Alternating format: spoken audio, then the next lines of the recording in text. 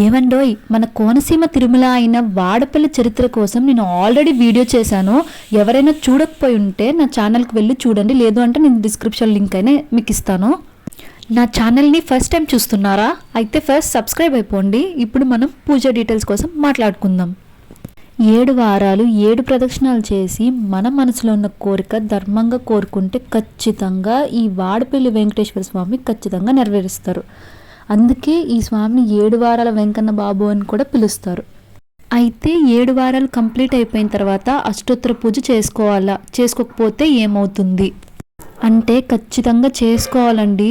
చేసుకుంటేనే మీ కోరికలు నెరవేరుతాయి. అష్టోత్తర టికెట్ ఎలా బుక్ చేసుకోవాలంటే దేవాలయంలో కౌంటర్స్ ఉంటాయండి. మీ ఆధార్ కార్డ్ తీసుకువెళ్ళి అక్కడ బుక్ చేయమని చెప్తే వాళ్ళే బుక్ చేస్తారు.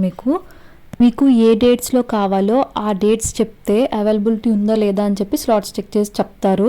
ఈ ప్రాసెస్ అంతా జరగడానికి ఎలా లేదని 1 మంత్ అయితే పడుతుంది. నాకైతే 1 మంత్ పట్టిందండి. నేను 7 వారాలు కంప్లీట్ చేసిన తర్వాత అష్టోత్తర పూజకి అయితే నాకు ఆల్మోస్ట్ 1 మంత్ పట్టింది.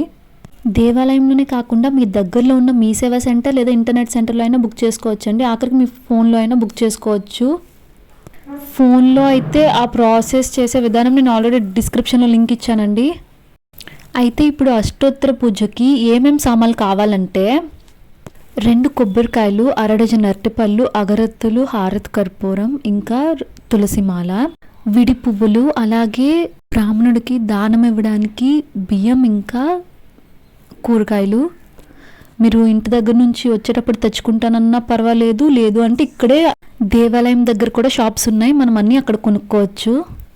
అష్టోత్తరం ఒక టికెట్ వచ్చేసి 150 రూపాయలండి. ఒక టికెట్కి భార్యాభర్తలు ఇద్దరు కూర్చోవచ్చు. పిల్లలైతే చిన్నపిల్లలు వేరేగా వాళ్ళతోనే కూర్చోబెట్టుకుంటారు.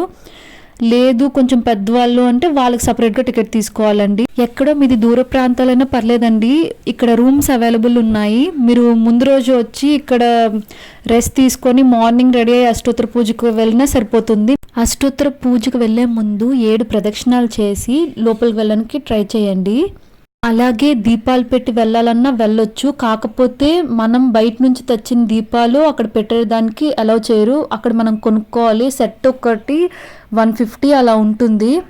ఇంకా అక్కడ ఇటుకలు కూడా అమ్ముతారండి. మనం సొంత ఇల్లు కొనాలన్నా కట్టాలన్నా ఈ 7 వారాలు కంప్లీట్ అయిపోయిన తర్వాత ఈ 7 ఇటుకలని అక్కడ పేర్చి మనం దండం పెట్టుకుని దీపాలు పెట్టి దండం పెట్టుకుంటే ఖచ్చితంగా మన సొంత ఇంటి కల నెరవేరుతుందని అక్కడ భక్తుల నమ్మకం.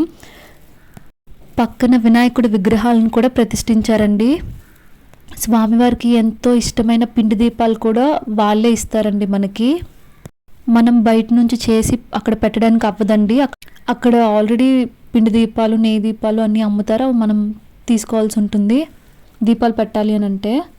ఇంకా పూజ విషయానికి వచ్చేసరికి ఇలా అందరినీ కూర్చోబెట్టి పూలతోని తులసిమాలతో ఎంతో చక్కగా అష్టోత్తర పూజ జరిపిస్తారండి. ఇంకా మనకి ఇక్కడ గోమాతలు కూడా ఉంటాయి. గో ప్రదక్షిణ భూ ప్రదక్షిణతో సమానం అంటారు. ఇంకా అక్కడ అందరూ గో చుట్టూ ప్రదక్షిణాలు చేసి అక్కడ దానాలు ఇంకా గడ్డి అన్నీ అమ్ముతారండి. అవన్నీ గోవుకు తినిపించేసి స్వామివారి దర్శనానికి వెళ్తారండి. స్వామివారి దర్శనం అయిపోయిన తర్వాత ఎడమ పక్క శివాలయం కూడా ఉంటుందండి. అక్కడికి కూడా వెళ్ళి భక్తులు తమ కోరికలను చెప్పుకుంటూ ఉంటారు.